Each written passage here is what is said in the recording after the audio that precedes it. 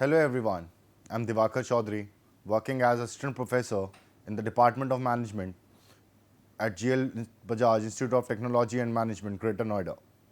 I'll be taking lecture 2 of the Unit 1 of Cross-Cultural Management. When we talk about people reaction to cultural differences, what do we understand with that? We understand that all people are innately programmed to think logically. Otherwise, they would be in danger eliminating themselves from the gene pool. What do we understand by people reaction to cultural differences? सभी लोग एक इस तरीके से programmed होते हैं जिससे कि वो एक लॉजिकली एक डिसीजन पे आते हैं या एक लॉजिकल वे में सोचते हैं, वरना वो एक डेंजर में रहेंगे हमेशा एक दूसरे को एलिमिनेट करने पे एक सेम जीन पूल से.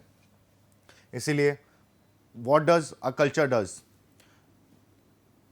and it's called socialization, is to within the confines of survivability rear and teaches their children to survive in the culture and environment they'll inhabit.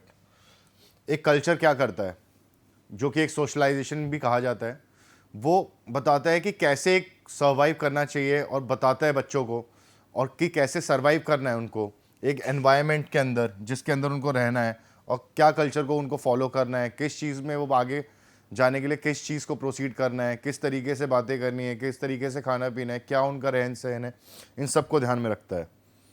This is for both the benefit of the individual and the benefit of the persons people group.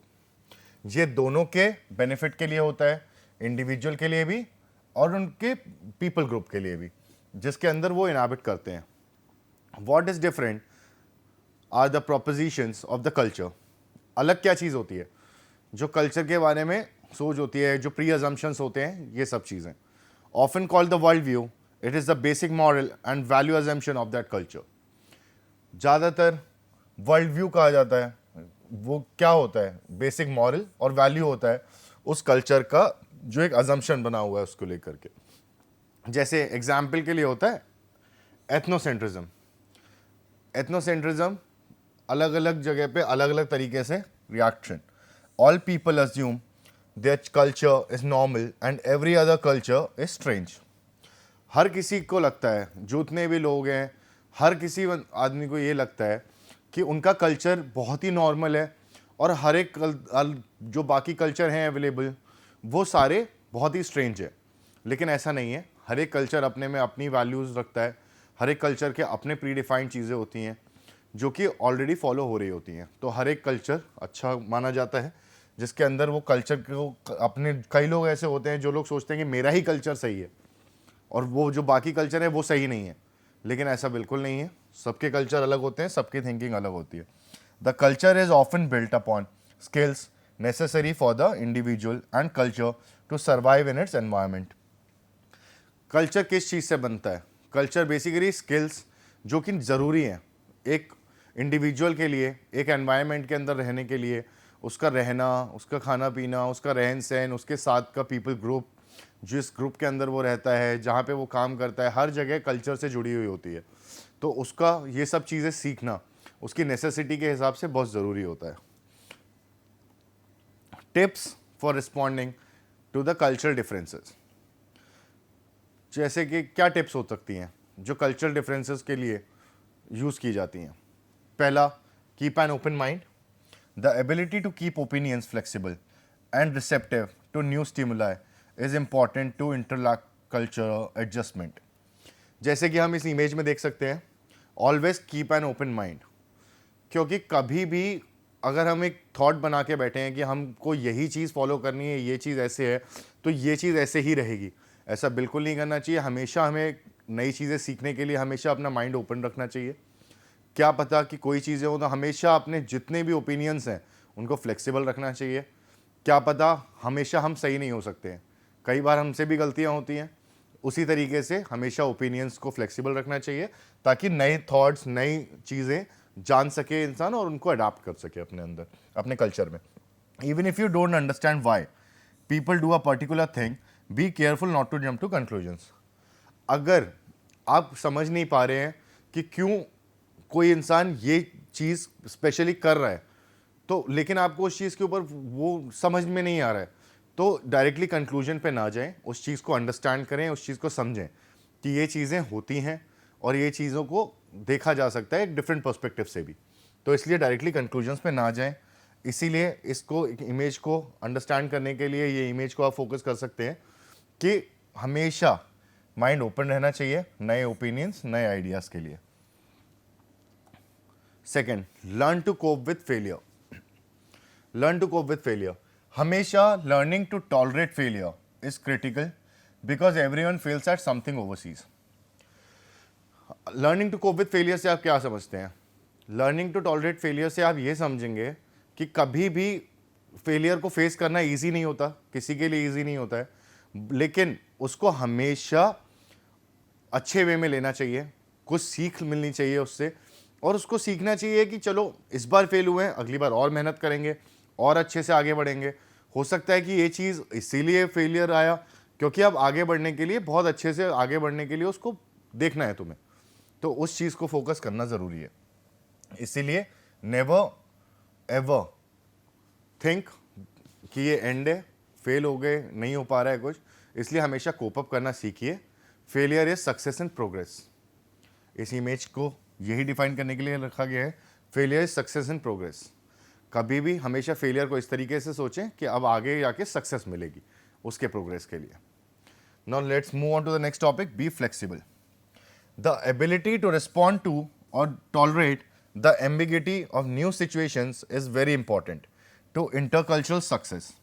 Keeping options open and judgmental behavior to a minimum helps you adapt well. Be flexible. What do you understand by be flexible? Be flexible means हमेशा अपने आपके judgement को किसी भी minimum help के लिए, adapt करने के लिए हमेशा ओपन रखो। अपने ऑप्शंस हमेशा ओपन रखो, अपने अजम्पशंस, प्री अजम्पशंस मत रखो, हमेशा ओपन माइंड से रहो ताकि नई नई चीज़ें भी सीखो, उनको अपने आप अंदर अडाप्ट भी कर सको, नई नई चीज़ें जान भी सको, क्या होना चाहिए, क्या नहीं होना चाहिए, कैसे होना चाहिए, कैसे हो रहा है, हर चीज़ को बहुत ही अच्छे से समझ पाओ और अंडरस्टैंड कर पाओ। इसीलिए हमेशा अपने ऑप्शंस ओपन रखो और हमेशा फ्लेक्सिबिलिटी के साथ रहो। Maintain a healthy curiosity. जैसे कि सर अल्बर्ट आइंस्टाइन ने भी कहा है, I am neither clever nor specially gifted, I am only very very curious. हमेशा क्यूरियस होना चाहिए नई नई चीज़ें सीखने के लिए, नई नई चीज़ें जानने के लिए, ताकि चीज़ें नई नई जानोगे, नई नई चीज़ें इनहैबिट करोगे, तो तुम्हें अडेप्टेबिलिटी में बहुत ईजी रहेगा, बहुत आसानी से लोगों के साथ समझ पाओगे, उनके ओपिनियंस, उनके जजमेंट्स को अंडरस्टैंड कर सकते हो। तो वो चीज़ के लिए हमेशा क्यूरियस होना चाहिए। Curiosity is the demonstrated desire to know how about other people, place, ideas, etc. Curiosity हमेशा एक डिज़ायर होती है लोगों के बारे में जानने, नई नई जगहों के बारे में जानना, नए नए आइडियाज़ के बारे में जानना, कौन सी नई जगह है जहाँ पे नया, जैसे कि फॉर एग्जांपल हम ले लेते हैं कि लोग घूमना पसंद करते हैं पहाड़ों पे। When we talk about पहाड़, we can take Dehradun, Himachal Pradesh, Manali. लोग जाते हैं, क्यों जाते हैं? क्योंकि वो नई जगह के बारे में क्यूरियस होते हैं जानने के लिए। वहाँ जाने इसलिए चाहते हैं कि वहाँ की क्या चीज़ें हैं जो उनको आगे जाके बहुत अट्रैक्टिव लगती हैं, उस चीज़ के बारे में क्या वो नया चीज़ देखना चाहते हैं, क्या वो सीखना चाहते हैं, क्या उनको चाहिए कि मैं ये चीज़ सीखूँ, उनका कल्चर जानना, ये सब चीज़ों को डिफाइन करने के लिए उसके बारे में क्यूरियोसिटी होती है, इसलिए वो लोग जाते हैं। नए आइडियाज़, क्या नए आइडियाज़ आए हैं मार्केट में, कैसे आगे बढ़ा जाए, कोई कहीं पे स्टक है तो क्या चीज़ को वो अडॉप्ट कर सकता है जिससे और वो बेहतर बन सके, ये सब चीज़ें क्यूरियोसिटी डिफाइन करती है। This personality trait is important for intercultural travellers because they need to learn many things in order to adapt to their new environment. ये पर्सनैलिटी ट्रेट बहुत ज़रूरी होता है इंटेलेक्चुअल ट्रैवलर्स के लिए, sorry I correct that, intercultural travellers के लिए, क्योंकि लोग अलग अलग डिफरेंट रीजन्स में जाते हैं, डिफरेंट न्यू एनवायरनमेंट्स में जाते हैं, तो वो नए नए कल्चर्स को सीखना, उनके बारे में जानना, उनको फॉलो करना, उन किस तरीके से वो बात करते हैं, क्या क्या वो खाना पसंद करते हैं, किस तरीके से वो आपस में रिस्पेक्ट शो करते हैं, किस तरीके से उनका ड्रेसिंग सेंस है, वो हर चीज़ को अंडरस्टैंड करने के लिए हर एक जगह का न्यू एनवायरनमेंट होता है। इसलिए ये पर्सनैलिटी ट्रेट बहुत ही इंपॉर्टेंट होता है इंटरकल्चरल ट्रैवल्स के लिए. Hold positive and realistic expectations. When we talk about positive and realistic expectations, thinking, I'll define this picture first. Thinking. When we talk about thinking, thinking हमेशा दो तरह की होती है, या तो पॉजिटिव या नेगेटिव. आई वोंट से कि नेगेटिव थिंकिंग पे जाओ, आई से पॉजिटिव थिंकिंग पे रहो हमेशा, क्योंकि हर चीज़ में हर चीज़ बुरी नहीं होती. बुरे के पीछे हमेशा कहीं ना कहीं अच्छाई भी छुपी होती है. तो rather going for the negative one, just opt for the positive one. Thinking जितना बैलेंस्ड हो उतना अच्छा होता है, इसीलिए बैलेंस बनाना आना चाहिए. उसके लिए आपको सारी नॉलेज होनी चाहिए, चीज़ों को समझना आना चाहिए. जो हमने पहले पॉइंट्स पढ़े हैं, जैसे keep an open mind, learn to cope up with failure, flexibility, curiosity, ये चीज़ें हेल्प करती है इस थिंकिंग को बैलेंस करने के लिए, जो कि पॉजिटिव नेगेटिव हो जाती है, लेकिन उस पर काम किया जा सकता है. Hold positive and realistic expectations. There are strong correlations between positive expectations for an intercultural experience and successful adjustment overseas. बहुत ही ज़्यादा कोरिलेशन है, बहुत ही स्ट्रॉन्ग कोरिलेशन है पॉजिटिव एक्सपेक्टेशंस से, जो कि एक इंटरकल्चरल एक्सपीरियंस को और सक्सेसफुल एडजस्टमेंट्स को आगे फॉरवर्ड करता है. इसीलिए हमेशा मोस्टली हमेशा ध्यान रखना चाहिए एक्सपेक्टेशंस वगैरह के लिए कि इंटरकल्चरल एक्सपीरियंस को अच्छा बनाने के लिए, एडजस्टमेंट्स करने के लिए हमेशा पॉजिटिव एक्सपेक्टेशंस रखो, नेगेटिव एक्सपेक्टेशंस मत रखो. क्योंकि पॉजिटिव एक्सपेक्टेशंस रहेंगी तो चीज़ों में कमियां कम निकलेंगी.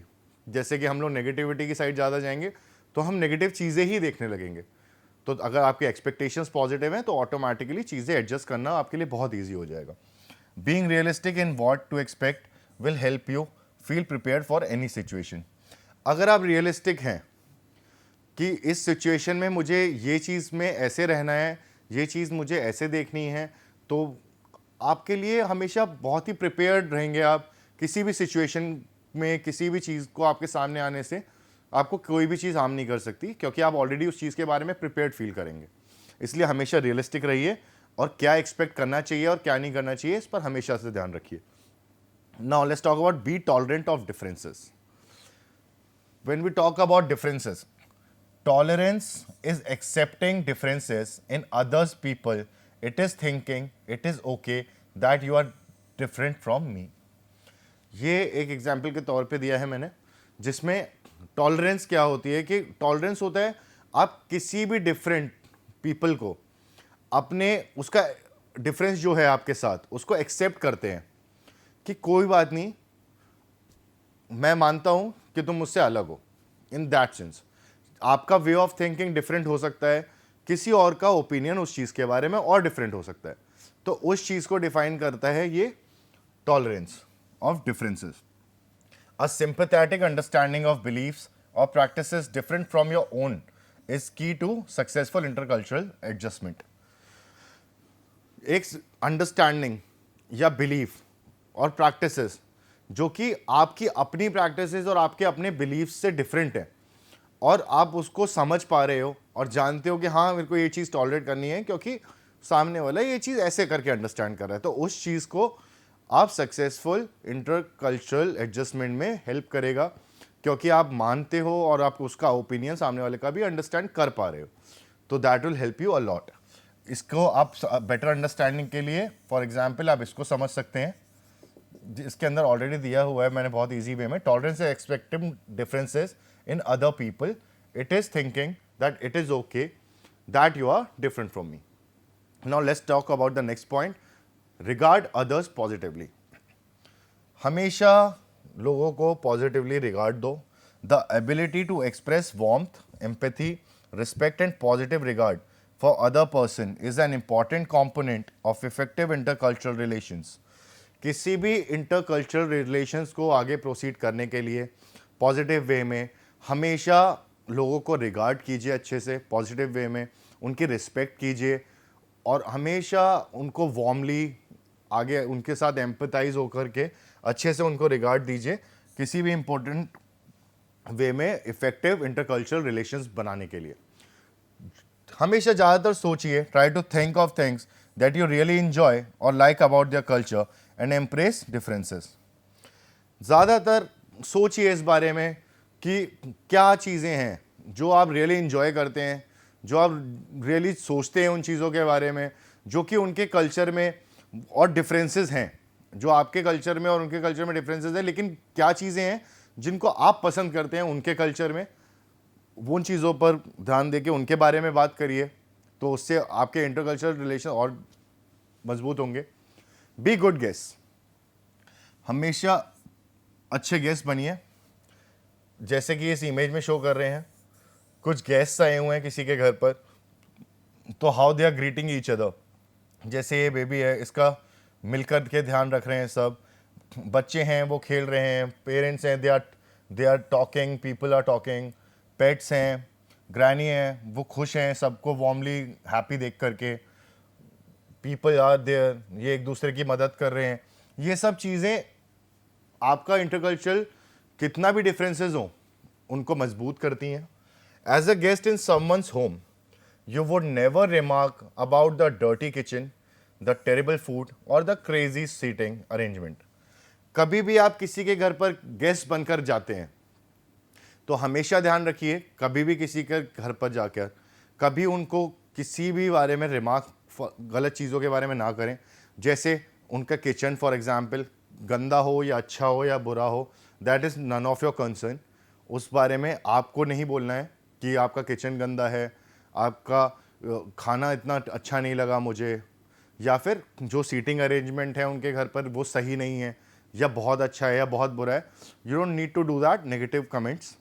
हमेशा ध्यान रखिए कि एक अच्छे गेस्ट के तौर पर जाएं और अच्छे से उनके बारे में जानें, आपस में बातें शेयर करें, लेकिन नेगेटिविटी वहाँ पे प्रोड्यूस ना करें।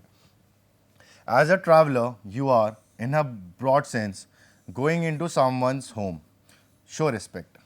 हमेशा ट्रैवलर के तौर पर अगर आप कभी भी किसी के घर जा रहे हो तो एक चीज़ को बहुत ही अच्छे से ध्यान रखो कि उन्हें बहुत अच्छे से ग्रीट करो, उनके साथ बैठो, उनके बारे में जानो, उनसे बातें करो, क्या डिफरेंसेस हैं उनके बारे में बातें करो, कैसे क्या चीज़ों हैं जो आप अंडरस्टैंड करते हैं जिनके बारे में उन्हें नहीं पता या आपको नहीं पता उनके कल्चर के बारे में, उन चीज़ों को शेयर कीजिए। कोई एक सिमिलर सा टॉपिक ढूंढ करके उस पर बात कीजिए, लेकिन कभी भी नेगेटिविटी को बीच में ना आने दें। जैसे कि आपका ये वाला एरिया बहुत बुरा है या आपका कल्चर में ये चीज़ बहुत बुरी है, हर चीज़ का ध्यान रखें, अपने जो भी आपके लिमिटेशंस हैं उनसे बियॉन्ड ना जाएं। Show respect, have a sense of humour, this is very important as in today's world a sense of humor is important because in another culture so many things can lead to intense emotions. Sense of humour बहुत ज़रूरी होता है। क्यों? क्योंकि हर एक culture में जैसे कि डिफरेंसेस हैं, तो कई चीज़ें ऐसी होती हैं जिनसे लोगों का इमोशंस अटैच्ड होते हैं, जो कि और बहुत ज़्यादा हर्ट हो जाते हैं अगर वो ह्यूमर प्रॉपरली पॉजिटिव वे में ना दिया जाए या फिर कोई इंसान गलत समझ ले। इसीलिए हमेशा ध्यान रखें कि जो भी दूसरे कल्चर है उसकी हमेशा रिस्पेक्ट करें, उसके बारे में बात करें, खिलाफ बात ना करें। Sadness, anger, annoyance, embarrassment and discouragement are all common. कभी भी अगर ऐसा हो जाता है बाई मिस्टेक के सेंस ऑफ ह्यूमर को नेगेटिव वे में चला जाता है जिसकी वजह से सामने वाले के इमोशंस हर्ट हो जाते हैं, तो what it does it lead to, वो लीड करता है आपका सैडनेस को, गुस्सा आना, एंगर, अनॉयंस, एम्बैरेसमेंट होती है, डिस्करेजमेंट्स होते हैं। तो वो सब चीज़ों पे ध्यान रख के बात की जाए। The ability to laugh in spite of the circumstances will help you guard against despair. हंसना बहुत ही की रोल प्ले करता है इस चीज़ में, क्योंकि कई चीज़ें होती हैं जहाँ पे बात करते करते चीज़ें अलग वे में चली जाती हैं, जहाँ पे नहीं अंडरस्टैंड कर पाता है कोई थॉट को, या कोई ओपिनियन आपका डिफरेंस है, तो वो चीज़ नहीं हो पाती है, आपस में अंडरस्टैंडिंग नहीं बन पाती है। तो उस चीज़ के लिए हमेशा हंसी से चीज़ों को गार्ड करके चलें ताकि आप डिस्पेयर से जाने से बचें। जैसे कि सर विलियम जेम्स ने भी कहा है, common sense and a sense of humour are the same thing, moving at different speed, a sense of humour is just common sense dancing. Common sense और सेंस ऑफ ह्यूमर सेम ही चीज़ हैं, बस अलग स्पीड पर भाग रही हैं, जिसके अंदर एक सेंस ऑफ ह्यूमर, बस एक कॉमन सेंस है जो कि नाच रहा है. Have fun. It's okay to acknowledge cultural differences. Don't take them too seriously and don't hold an I am right you are wrong attitude. हमेशा इंजॉय कीजिए, जैसे कि ये इमेज शो कर रही है. लोगों के साथ घूमिए फिरिए, खाइए पीजिए, खेलिए, बस जस्ट हैव फन. लोगों को एक्नॉलेज कीजिए, कल्चरल डिफरेंसेस पे मत जाइए, उनको ज़्यादा सीरियसली मत लीजिए, जैसे कि मैं ही सही हूँ, तुम गलत हो, या फिर यही चीज़ होनी चाहिए, वैसे होनी चाहिए, ऐसे होनी चाहिए. आपको नहीं देखना है वो चीज़. You are no one to जज that. So better keep a step back and हमेशा ध्यान रखें कि उनके साथ मिलकर चलें, खिलाफ में ना चलें, जिसकी वजह से कि I am right you are wrong वाला एटीट्यूड ना रखें. सबके साथ मिलें, हंसें, घूमें फिरें, आराम से अपनी लाइफ एंजॉय करें. अपने दोस्तों के साथ relax, have fun and enjoy your new friends. Never ever go against them. Can we measure or graph cultural differences? There are several cultural differences that we will face in an international negotiation, and we conclude that most of them are communication. Communications क्या होता है? Difference in verbal communication can be caused by different language that the other party speaks, or also it can be with the same language but the use of words has a different meaning because it has influenced by the other party or culture. However, it is important to learn that also non-verbal communication has an important role because it is part of behavior that communicated without words. Communication कि हर एक culture का अलग verbal communication होता है, different languages होती हैं, different तरीका होता है बात करने का. कई बार बोलना भी वर्बल कम्युनिकेशंस होते हैं, कई बार नॉन वर्बल कम्युनिकेशंस भी होते हैं. तो उन चीज़ों का डिफरेंट कल्चर्स में डिफरेंट तरीके से होता है, तो उस चीज़ का हमेशा ध्यान रखना चाहिए. Culture, as we have already defined that the culture shapes behavior, therefore it is useful to identify the main such differences in order to decide which one can cause a threat or weakness in a negotiation process and which can help us as opportunity and strength. एक culture में हमेशा ध्यान रखना चाहिए क्या चीज़ें हमारे लिए प्लस पॉइंट बन सकती हैं और क्या नेगेटिव पॉइंट्स हमारे ध्यान में नहीं रखने हैं. तो इसीलिए जैसे कि हमने जाना है कि कल्चर डिफाइन करता है बिहेवियर को और उसको शेप देता है, तो उसी चीज़ को ध्यान रखते हुए ये चीज़ हमेशा ध्यान रखनी है कि क्या चीज़ें हैं जो हमें हेल्प कर सकती हैं एक नेगोशिएशन प्रोसेस को आगे बढ़ाने के लिए, rather देन ख़राब ना करके. One of the approaches that we identify to be very helpful for the preparation is Richard Lewis model of cultural types. This model has been based on the Stride value of dimensions. इसको आप refer कर सकते हैं इसको understand करने के लिए. Now let's talk about power distance. Is the level of acceptance by a society of unequal distribution of the power in institutions. किसी भी इंस्टीट्यूशन के अंदर अलग अलग ग्रुप्स को या फिर अलग अलग पोजीशंस को एक एक्सेप्टेंस रखना, एक सोसाइटी के अंदर अनइक्वल डिस्ट्रीब्यूशन होते हैं पावर के, उस चीज़ को कहते हैं पावर डिस्टेंस. जैसे कि बॉस हो गए, बाकी एम्प्लॉयज़ हो गए, इस तरीके से therefore where we find a high power distance among individuals means that they have the need for hierarchy and status within their culture. इसका एग्जाम्पल के लिए हम लोग यूएसए वर्सेस नॉर्वे को ले सकते हैं. वहाँ पर ये पावर डिस्टेंस कल्चर होता है. Individualism, collectivism. It refers to the degree to which individuals are integrated into groups. The first one refers to the tendency of people to look after themselves and their immediate families, only the neglect of the need of the society. And the second one, if the opposite. So in the individualistic cultures, loyalty among individuals not as strong as in collectivism cultures. For example, Japanese are collectivist and Americans are individualistic. ये individualistic में Americans होते हैं और collectivism में हम Japanese ले सकते हैं क्योंकि वो कलेक्टिवली काम करते हैं. Masculinity and femininity. It refers to the distribution of roles between the genders, which is another fundamental issue for any society. Range of solutions are found. Masculinity is in cultures where the gender roles are clearly defined. Men have to be assertive, concentrate on material success. Women should be humble and affectionate and have to maintain a good quality of life. And femininity represents there is no difference. Men and women are equal. Both are responsible for maintaining life quality. Example, masculine culture is Mexican and feminine culture is Norwegian. Uncertainty avoidance. Uncertainty avoidance refers to the extent to which people in society feel threatened by ambiguous situation. The degree of uncertainty that individuals allows in their daily lives. Example, high level of uncertainty avoidance are Japanese. Laws are very strict with the formal rules, and with the low level of uncertainty, like Great Britain, protests are tolerated. Manager take more risks. Long-term orientation, the extent to which programs its members accept delay, gratification of their material, social and emotional needs. Short-term cultures tend to consider values that are relevant for the past and present. Example, the Chinese and the short term are the Americans. For these, all the topics, you can refer Cross-Cultural Management book by Shobna Madhavan, Cross-Cultural Management by Deepak Kumar Bhattacharya. And I would like to thank you all.